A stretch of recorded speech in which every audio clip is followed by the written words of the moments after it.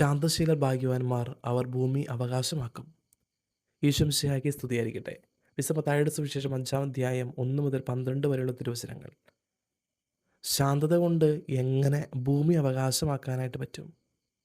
ഒരു ചോദ്യമാണ്. ആ ചോദ്യത്തിനുള്ള ഉത്തരം സിമ്പിളാണ്. അന്തോണീസ് പുണ്യാളനെ പേര് വിളിച്ച് നമ്മൾ പ്രാർത്ഥിക്കാറുണ്ട്. എന്തെങ്കിലുമൊക്കെ നഷ്ടപ്പെട്ടു പോയാൽ നമ്മൾ അന്തോണീസ് പുണ്യാളനെ വിളിക്കും. ഏതോ ഒരു രാജ്യത്ത് ജീവിച്ച ഒരു വ്യക്തി ഇന്ന് പല രാജ്യങ്ങളിലും ഒരേപോലെ വണങ്ങുന്ന ഒരു വ്യക്തി. തീർച്ചയായിട്ടും അദ്ദേഹത്തിൻ്റെ ഉള്ളിലെ ശാന്തത കൊണ്ടാണ് ജീവിതത്തിലെ ഭൂമി അവകാശമാക്കാനായിട്ട് പറ്റിയത്.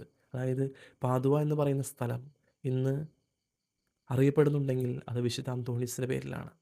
അതാണ്, ശാന്തശീലനായിരുന്നു, കരുണയുള്ളവനായിരുന്നു, കോപപ്പെടാത്തവനായിരുന്നു.